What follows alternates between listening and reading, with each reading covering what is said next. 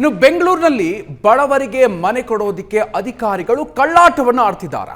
ರಾಜೀವ್ ಗಾಂಧಿ ವಸತಿ ಯೋಜನೆಯ ಮನೆಯನ್ನ ಬಯಸಿದವರೀಗ ಕಂಗಾಲಾಗಿದ್ದಾರೆ. 38 ಫಲಾನುಭವಿಗಳ ಪಟ್ಟಿ ಸಿದ್ಧ ಆಗಿದ್ರು ಕೂಡ ಒಬ್ಬರಿಗೆ ಮಾತ್ರವೇ ಮನೆಯನ್ನ ಹಂಚಿಕೆ ಮಾಡಿರೋದು.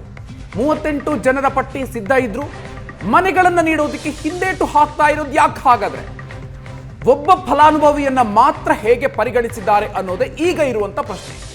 ಅಧಿಕಾರಿಗಳೇ ಇಲ್ಲಿ ಕಳ್ಳಾಟ ಆಡ್ತಾ ಇದ್ದಾರೆ ಅಂತ ಅರ್ಜಿದಾರರು ಅಸಮಾಧಾನವನ್ನ ಆರೋಪವನ್ನು ವ್ಯಕ್ತಪಡಿಸ್ತಾ ಇದ್ದಾರೆ. ಅಧಿಕಾರಿಗಳ ವಿರುದ್ಧ ಆರೋಪಗಳನ್ನು ಮಾಡ್ತಾ ಇದ್ದಾರೆ.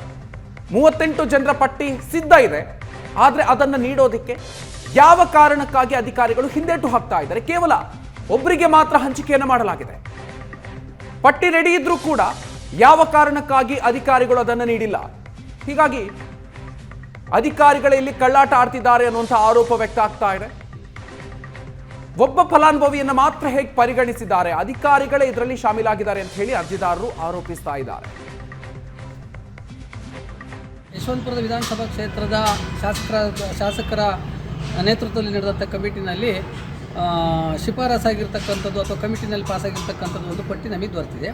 ಇದ್ರ ಪ್ರಕಾರ ನಾವು ನೋಡಿದರೆ ಈ ಒಂದು ಕಮಿಟಿನಲ್ಲಿ 2022, 23, 23, 24 ಮತ್ತು 24-25ನೇ ಸಾಲಿನಲ್ಲಿ ಅರ್ಜಿ ಹಾಕಿರೋರಿಗಿಂತ 2025 ಫೆಬ್ರವರಿ ಮತ್ತು 2025, 26ನೇ ಸಾಲಿನಲ್ಲಿ ಅರ್ಜಿ ಹಾಕಿರ್ತಕ್ಕಂಥ ಫಲಾನುಭವಿಗಳನ್ನು ಕಮಿಟಿನಲ್ಲಿ ಇಟ್ಟು ಪಾಸ್ ಮಾಡಿರ್ತಕ್ಕಂಥದ್ದೇ ಹೆಚ್ಚಿಗೆ ಇದೆ.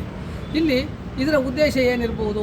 ಈಗ ನಾವು ಅವತ್ತು ದಿನಾಂಕ 2/2/2026 ಏನು ರಾಜೀವ್ ಗಾಂಧಿ ನಿಗಮದ ಮುಂದೆ ಪ್ರತಿಭಟನೆಯನ್ನು ಫಲಾನುಭವಿಗಳು ಮಾಡಿದ್ರು.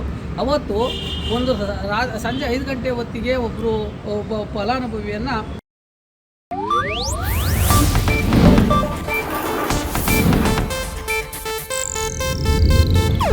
ಇದು ಏಷ್ಯಾನೆಟ್ ನ್ಯೂಸ್ ನೆಟ್ವರ್ಕ್ ಪ್ರಸ್ತುತಿ.